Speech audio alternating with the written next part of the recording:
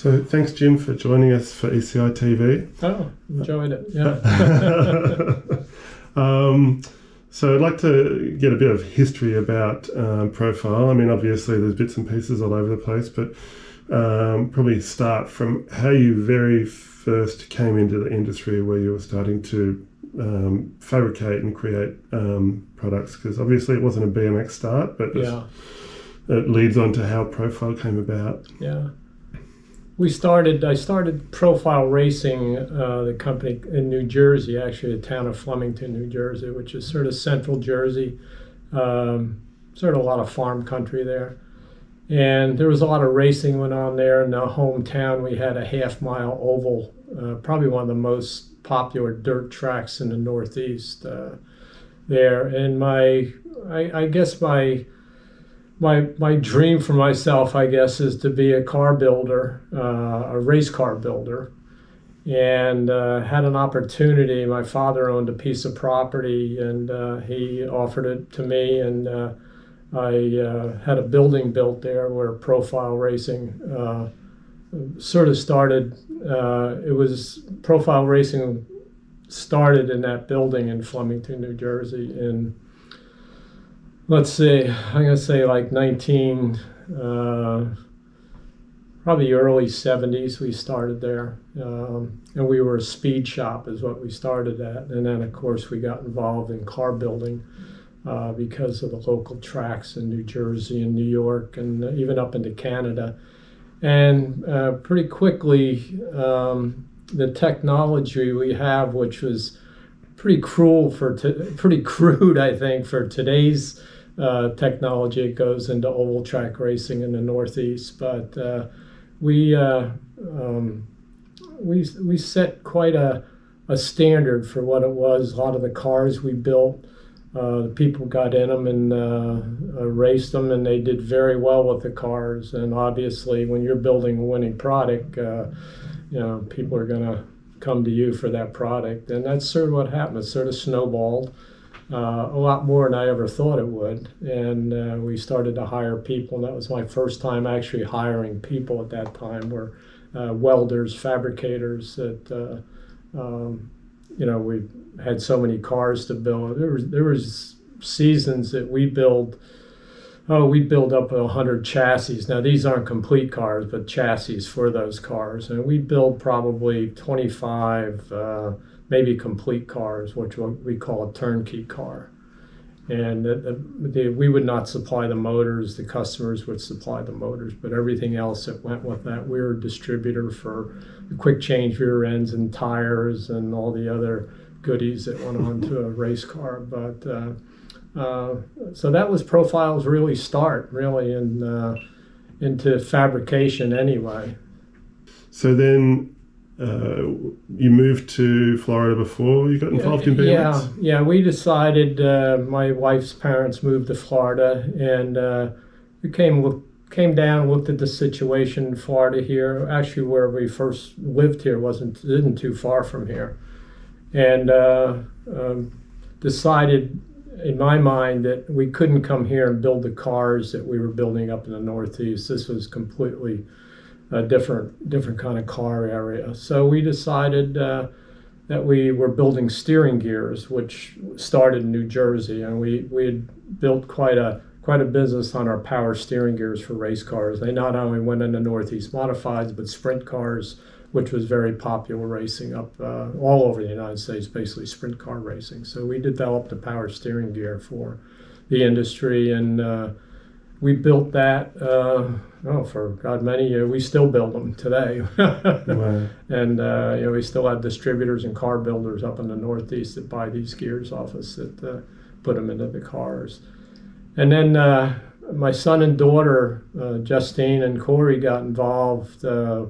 Not involved, but one time we came down here, we went to a little bike shop that wasn't too far from here, and they had BMX bikes. So we had never heard of BMX. So the gentleman that owned it was a very nice gentleman. He said, well, you need to go to the track. There's a little track not too far from here in St. Pete.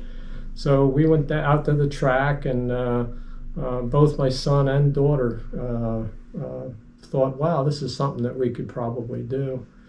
And of course, my wheels spinning. I'm looking at what's up on the gate up there, and I'm looking at these kids, and they're standing on the gate, and the one-piece cranks, are sitting there flexing like crazy as they're getting ready, waiting for the gate to drop. So at that point, I thought, well, maybe we could start out and build some bike cranks that would really be competitive in the market, or bring the riders a little more competitive into the racing. So that was actually our first item we did, was bike cranks. And then we got involved. We built a lot of race frames, 20-inch, 24-inch. We built a little mini magnetanium, we called it, which was a little bike for younger kids. And I think there's an article there somewhere in the pile there. And that was very successful for us.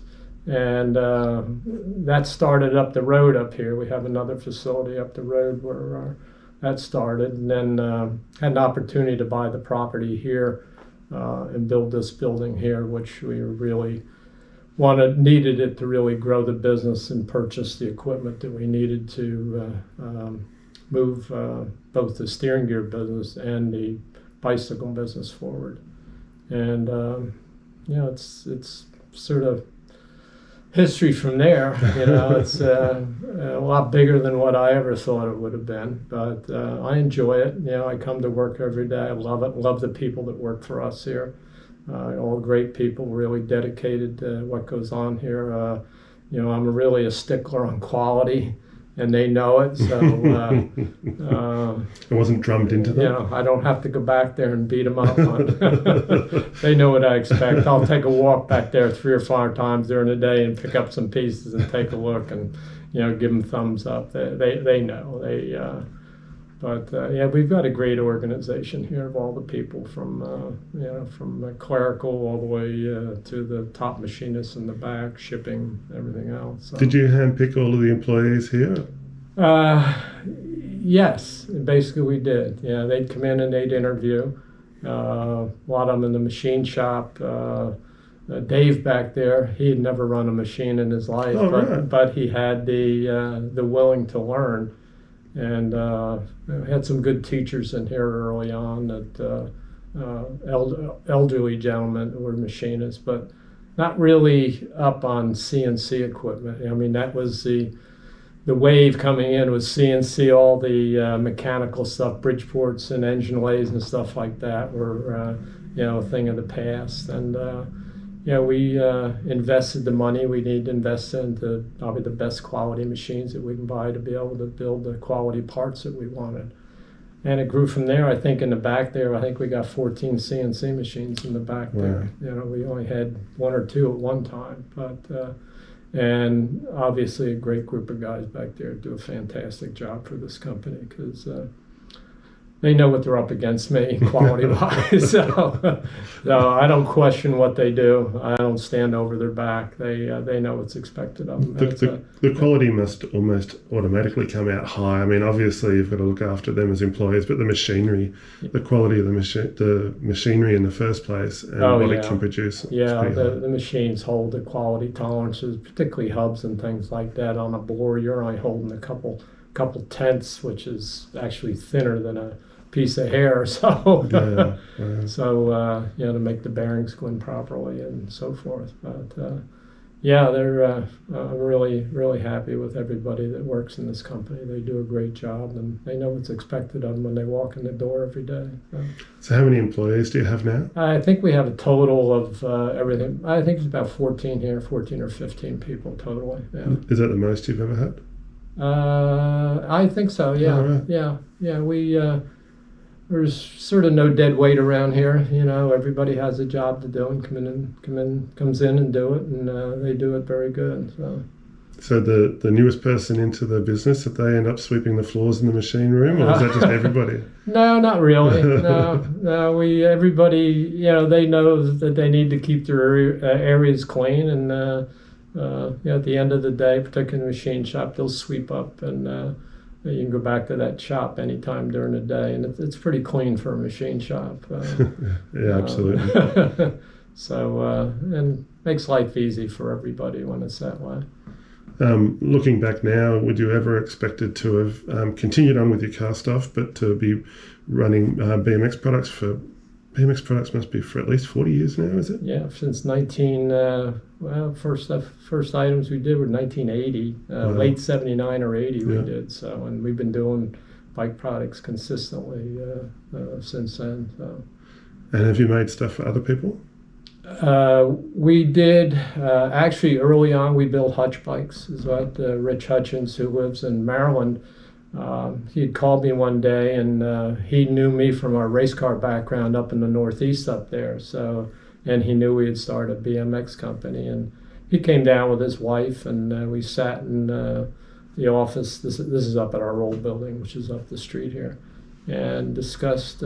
He was interested in having us doing some kind of private label, and I was sort of hesitant at first about that. Yeah, so when you're making other people's bikes, you're making your own competition. Yeah. You know? But early on there, we had the capabilities that the welders were able to do. I didn't have to hire more people to be able to do hutch products. So started out slowly with them and built the early hutch bikes, which was basically a profile bike there was a diagonal, which is on sort of the signature of the early profile bikes, and it did not have that. And it had a little different dropout in the rear. And then we did do a small amount of private label. There was a distributor down in Fort Myers, Florida. It was called Bike Brokers, two brothers. They approached us about doing some small lots of bike, and we did a few private label for them. But sort of after probably, I'm going to guess 83, 84, we got away from the private label and just concentrated on our own product and really pushed the profile. Because we were building when you do private label, you're building your own competition. Yeah, so, yeah. And, it enabled us to really concentrate on what we needed to do, because at that time we were building a lot of bicycles, a lot of bikes. There was a time there where there was a profile rocket and a profile frame. Was it at the same well, time? we had a line called Rocket, yeah, and it was an aluminum frame, is what it was, and it was pretty successful, yeah. And then we sort of actually we sold that to a gentleman down in South Florida who wound up buying that from us, and he tried to make a go out of it, and it was never successful for him. He just didn't have the I don't know. He really wasn't in the business, and to try to get into this business is very, very difficult. A credit to you for staying in the business as long as you have, because obviously the industry's had its ups and downs, and BMX itself has its peaks and troughs too, doesn't it? Yeah. What would you say was the strongest era for profile? The strongest, I would guess probably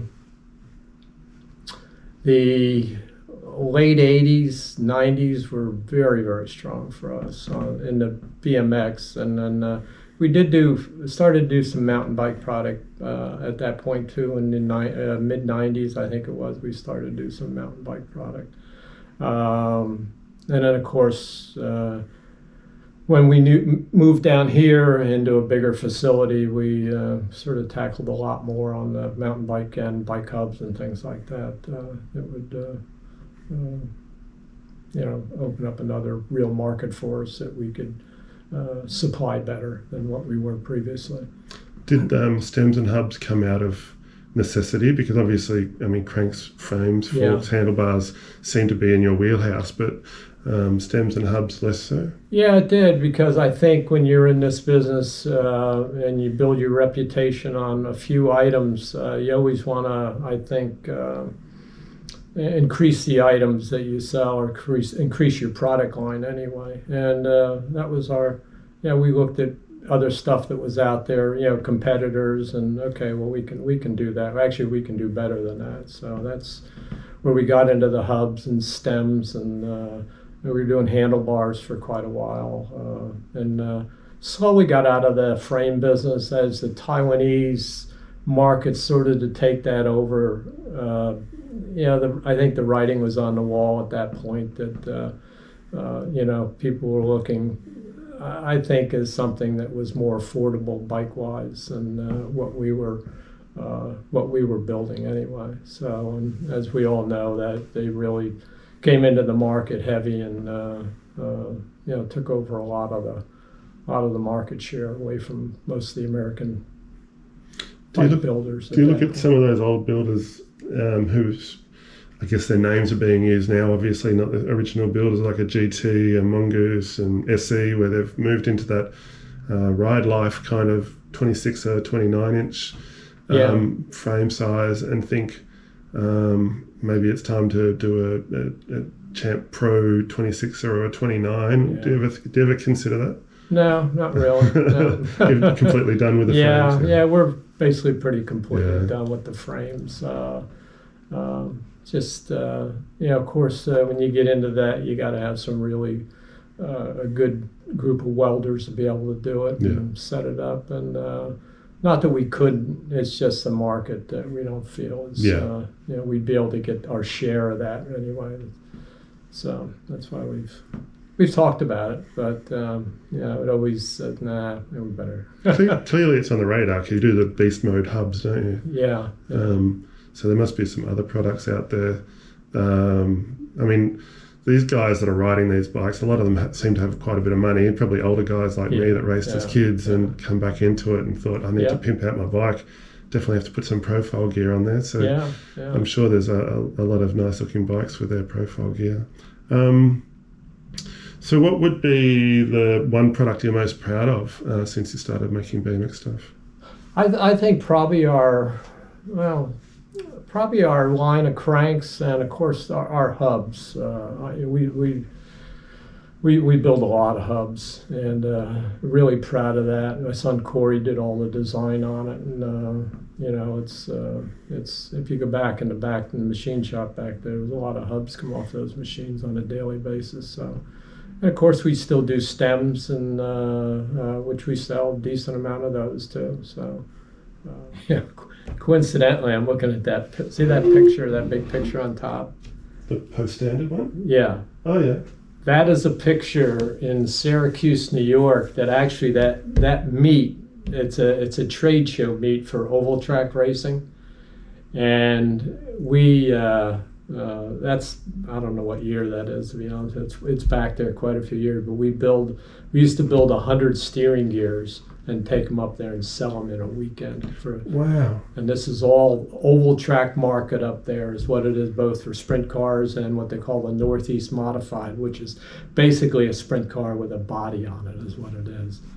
But we'd go up there and we'd load up a trailer and take a trailer up there, and all the car builders up there would buy them from us. People, a lot of customers come by and purchase, one from us if they're building a new car or something. Do you still take product to shows? No, no more. No, but actually the shows, it was always the weekend before Thanksgiving is what it was. So it's just actually this weekend. I probably had a half a dozen calls. Hey, Jim, you coming up this year? I said, nah.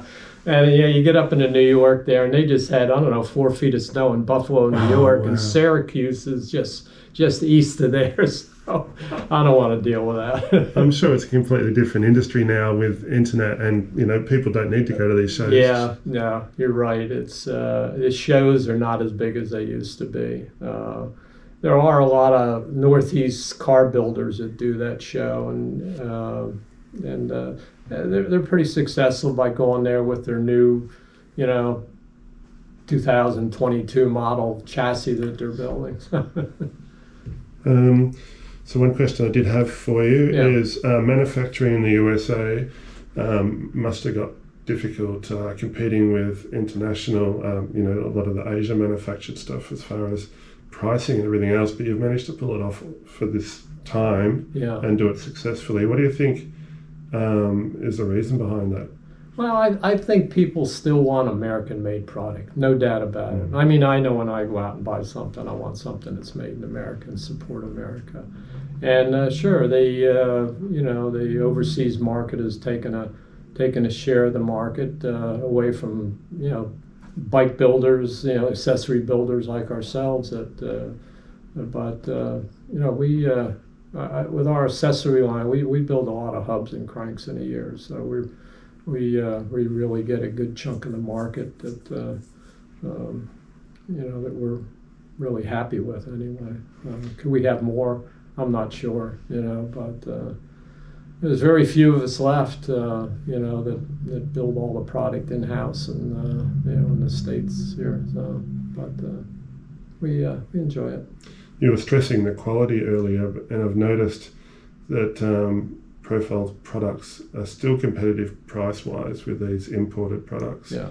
It must be, quite proud to know that you're not just feeding these people's mouths, but their families as well, and created such an iconic brand just by sticking to your guns and doing things your way. Yeah, I guess I'm hard-headed, I guess, whatever.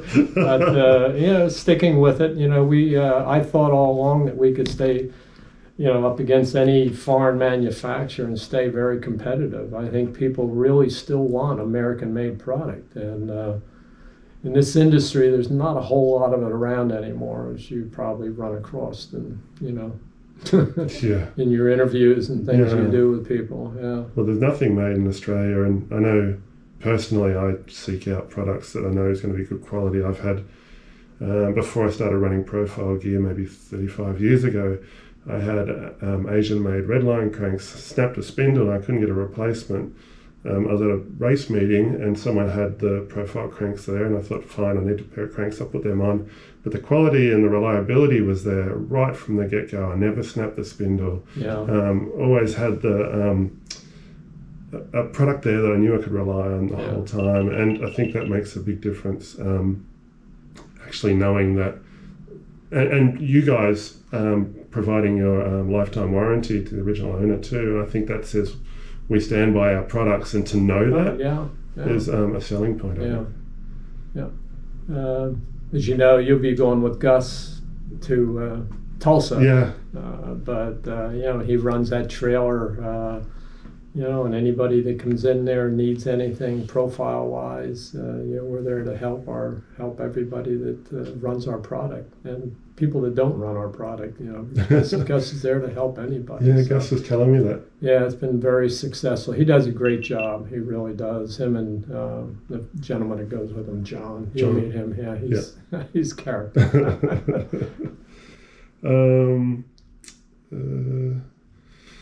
So there's a legend amongst the BMX old school fraternity in Australia, at least, where apparently there's somewhere where you've got stored a whole bunch of old hutch frames and profile frames. Can we put an end to this myth? And can you tell us if it actually exists, if there's I don't know what they call it, your retirement fund or something? So what I heard was when you moved from the other warehouse to this, you just shut the doors and left all the products stored away, and you just moved on. Yeah, we did. Oh, okay. There's quite a bit of old profile stuff up there, and there's a decent amount of hutch stuff. It's all brand new product. Oh, right. Chrome plated, most of it. Yeah. Wow. So it got to a point of sale and just sat there. What's that? It got to a point where it could be sold, but you've just closed it away. Yeah, we just, I don't know, at some point we might take a look at, liquidating some of it anyway. We have periodically. Some people know about it, but we don't advertise it. I honestly thought, oh no, it can't possibly happen, but there you go. Yeah, there's a lot of bikes. But you don't have any of the old profile stuff. It's just the original hutch stuff that you were. Yeah, there's original hutch stuff. There's a lot of original old profile stuff too. Some of it might have been stuff that came back from the chromer. We weren't happy with it, so we sidelined it, because when you get a bad chrome job on a bike back when we were doing it, to strip it and redo it was a nightmare, and it's just cement never came out right the way you would want a nice chrome job to be. So they went into the pile, and back years ago we used to sell them to families that weren't that fortunate to be able to buy a new frame or something like that. We'd help them out with one of those frames. Yeah. just to get their young kids, which were dying to race BMX, get them involved somehow, on a little less of a budget. So what do you see for the future of Profile in BMX? Do you think you'll come up with a lot more products? Do you think you'll just keep going? Well, we're always working on new product, yeah. We've gotten to the point where we've really, on a lot of our product, it's at the top of the line, and really not a whole lot more we can do as far as the quality is in it. But we have some ideas. Corey's the idea man, and he's got some great ideas for some new hubs. Cranks, I think, the Elites, they sell real well now. Actually, I was tacking Elites today. I usually tack them, and then we have welders that work outside of the shop, but they worked for us for 20 plus years, these welders. And I think we're just continue to try to improve our line any way we can, and come out with obviously new colors.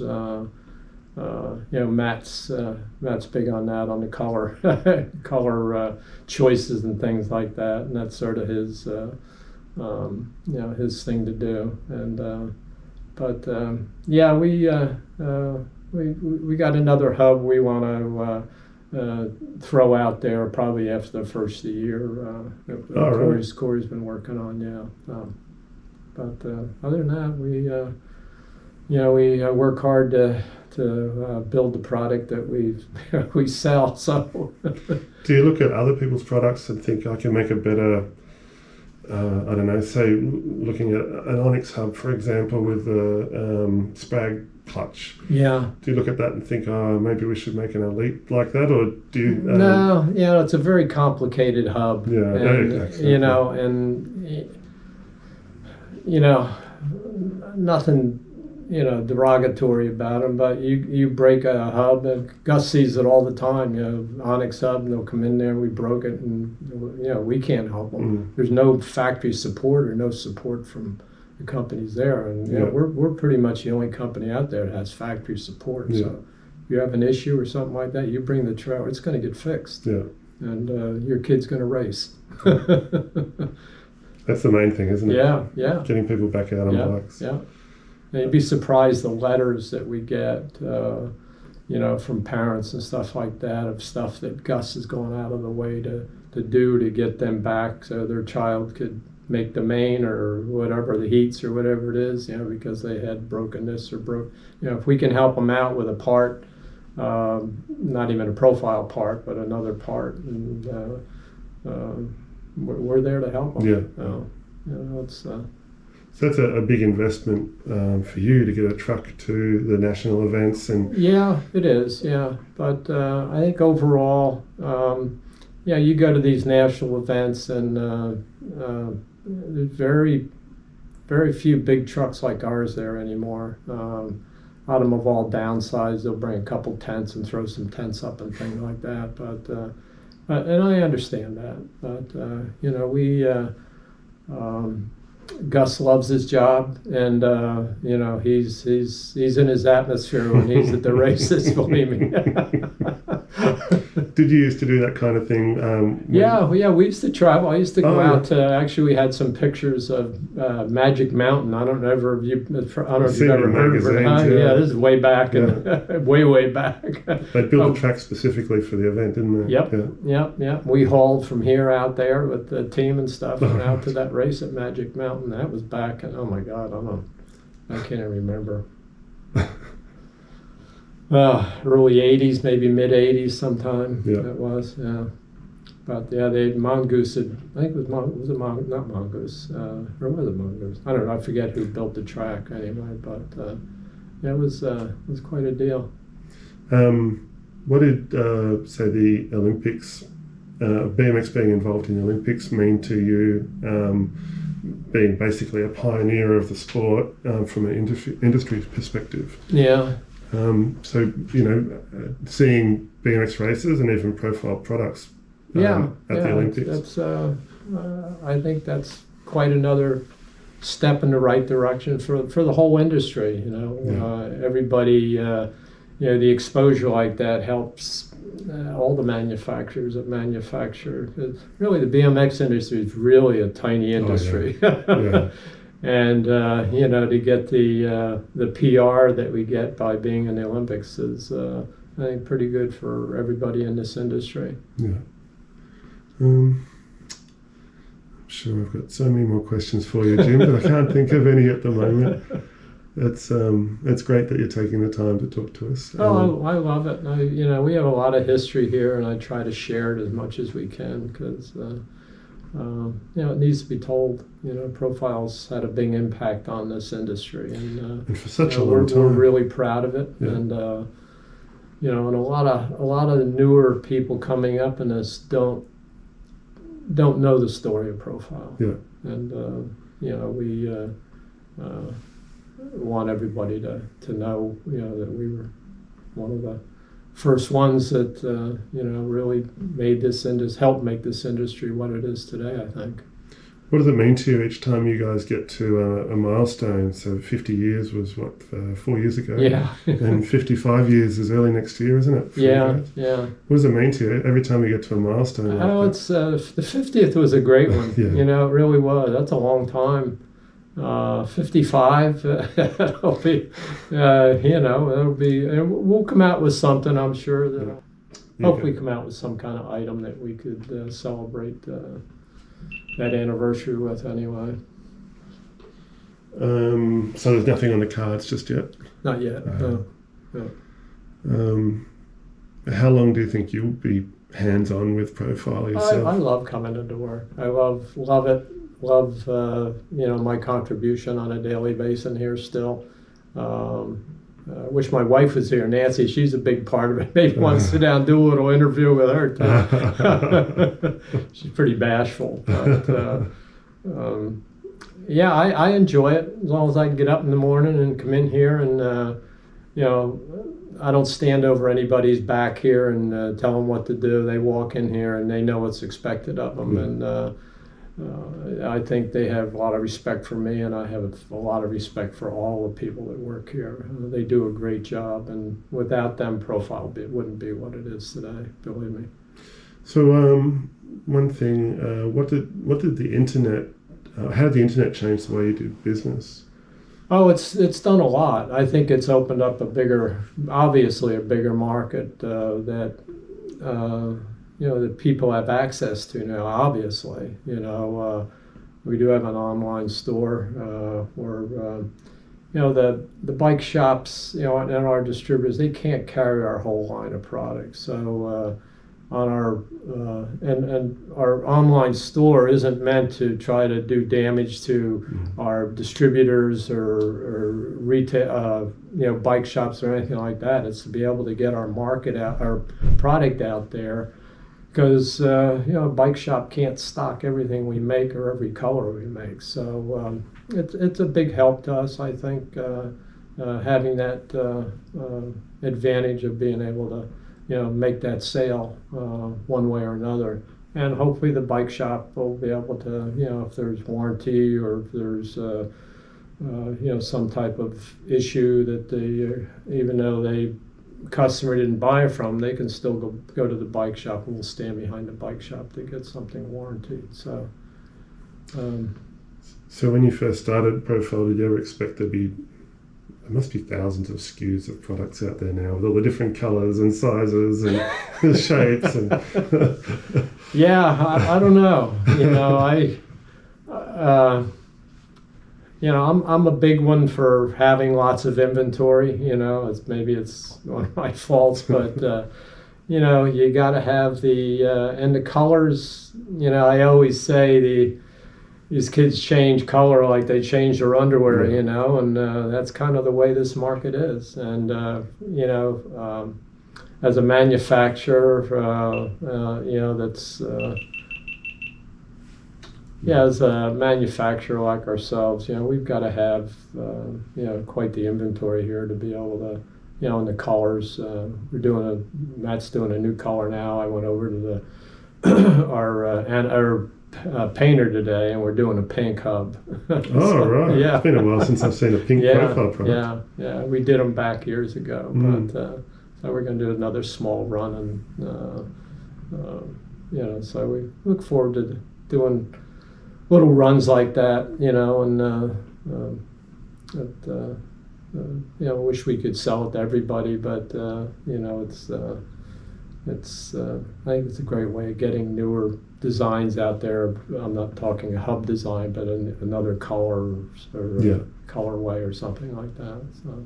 So the limited edition hubs that you've done in the past with the different style of wraps, would we see much more of those in the near future? On the stem? Stems and hubs and things? Yeah, Corey's got some design ideas for a new hub that we're probably going to do some prototypes probably before the end of the year anyway, get them out and test them. We do a lot of testing before we let a product go out into the open market. Yeah. So stems, it's a tough market. We do get our share of markets in the stems, but there's a lot of stems out there. And again, we have another design that we're going to be doing for the end of the year here too, to try to capture a little bit more of that market for us. Cranks were pretty set. There's not a whole lot we can change on those. We'll chrome them, we'll paint them, but that's about it. Yeah. Did you ever expect the Elite crank to be as popular as it has become?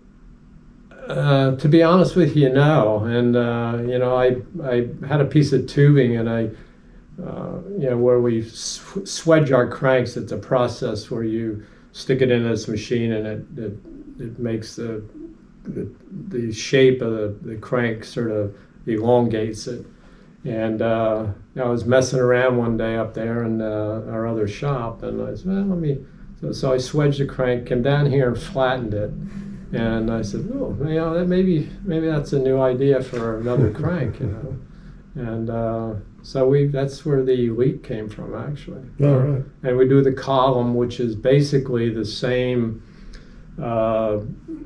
tubing before it's squashed, which is our column crank. So the column and the Elite, they come out of the same piece of tubing, other than the Elite squashed down and bent a little bit to get the design. Extra gusset. Yeah. I've run the profile race crank, the column crank, and the Elite crank on my bike, and I use the Elite crank now, and people like, why don't you use the race crank? Isn't that stiff enough? And I was like, yeah, sure, but they don't look quite as good as the Elite cranks. Yeah, we get a lot of that. Yeah, it's it's a little. It's more money, it does run a bigger axle, runs a 7/8 axle instead of 3/4, but and that was done by design, really. We could have put a 3/4 axle in it, but just because of the size of that crank, we felt that the axle had to be a little bigger in diameter. Yeah. And of course, we make it in titanium. I think that's standard on the Elite anyway, when it comes to the tie axle. Yeah. So with all these materials, you got your alloys here, you got chrome moly, and you got your titanium. Is there any other materials you plan on using in the near future? No, not really.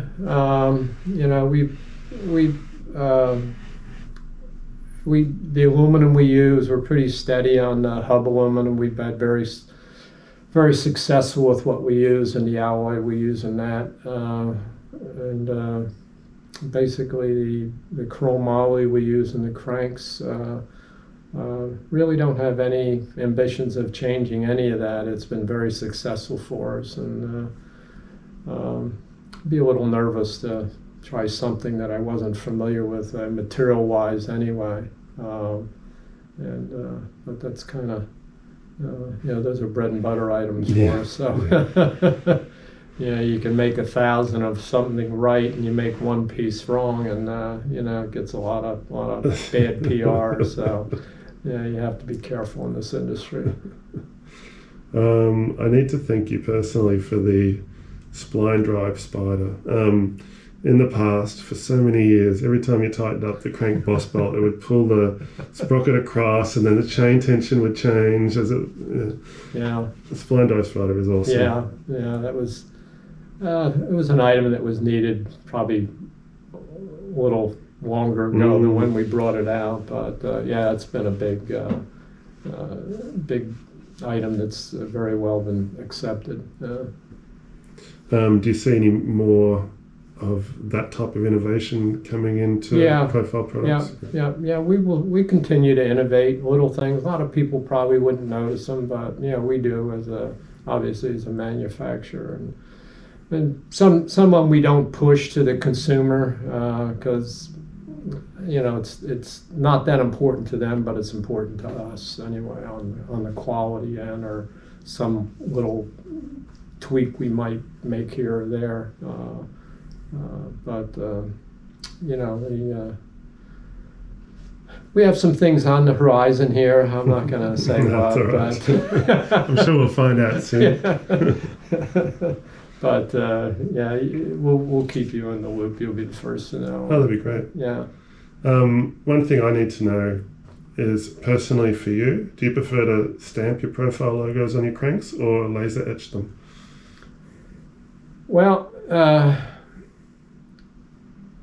I think laser etching now. Yeah, the stamping it's a tough process. It's not a tough process, I shouldn't say. It's a timely process because to stamp them, you have to put a piece down inside the crank. So when you come down with the press and it stamps it, it doesn't bend the crank in half. Okay, so that inner piece is what the stamp is. It's pushing against the metal of the crank, and then that pushes against the solid piece on the inside.